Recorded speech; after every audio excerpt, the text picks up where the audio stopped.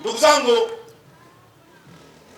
tuna vipaumbele ambavyo tunavizungumza kwa watu wetu kila eneo, na nataka nisikilize vyema.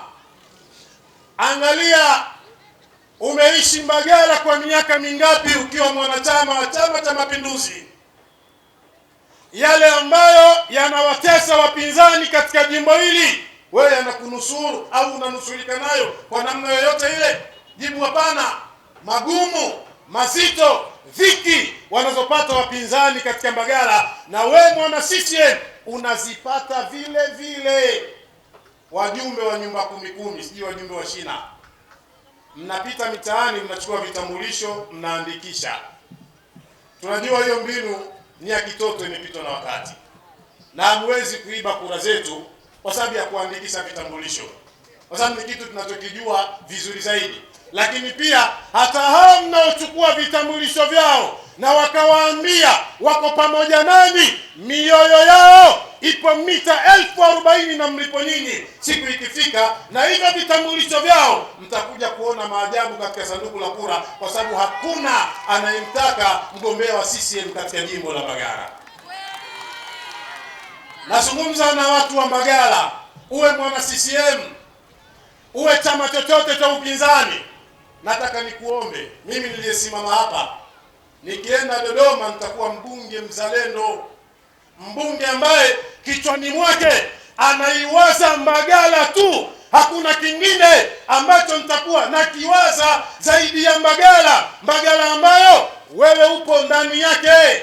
Kwa weka chama chako pembeni, niangalie mimi ambaye nakupa ahadi leo, nitakwenda kujenga hoja, nitakwenda kuomba kwa ajili ya Mbagala, kwa wahusika ambao wanashughulika na miundombinu, watupe nafasi za kutupendelea na sisi. Leo mpaka Buza barabara za mitaa zinatengenezwa, lakini Mbagala tunaonekana kama hatustahili mambo hayo. Nani anakwenda kusema kule? Mimi nataka nikaipaze sauti ya Mbagala katika bunge, kila mmoja katika nchi ya Tanzania aseme naam, Mbagala kuna mfano, kuna mbunge ambaye anatokana na wananchi, anajua wananchi wanachotaka ni kitu gani. Nipeni kura nikawatumikie. Mimi ni mtoto wa kimaskini, lakini uzuri wake sio mshamba wa maisha.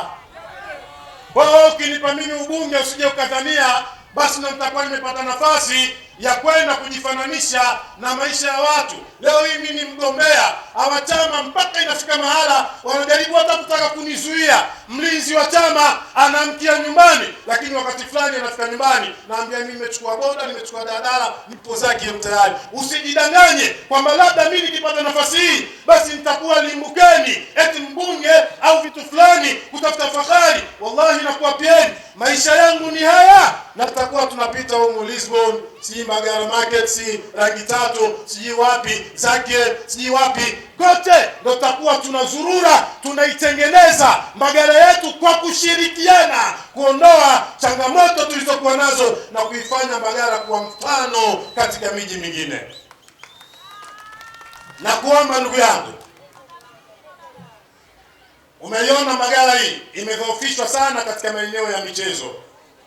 Hapa tuna timu hapa inaitwa Mbagala Market, huwa inashiriki Ndondo Cup, lakini angalia mbunge ambaye ana dhamana ya kuisaidia timu hiyo na kuibeba hamasa, namna alivyokuwa ameparaganyika, mpaka inafika mahala aliyemaliza muda wake anafanya na kuwaongopea zaidi, yani anawaongopea ahadi za uongo ambazo hawezi kuzitekeleza. Ili jambo litakuwa mwisho siku mkihakikisha mmeweka tiki kwa Saidi Kinyogoli. Wallahi nawaambia, katika eneo la michezo pamoja na timu tulizokuwa nazo Mbagala, lakini vituo vya kukuza vipaji vya watoto wetu Mbagala, mimi ndio nitakuwa swahiba namba 1 kuhakikisha kila eneo linakaa sawa. Mbagala irudi katika ufalme wake wa kutoa mastaa wakubwa katika nyanja za michezo, kama wakati huo walivyotoka kina Samata na wengine hapa Mbagala. Bado tuna vipaji vya kutosha na tunaweza kuipeleka duniani.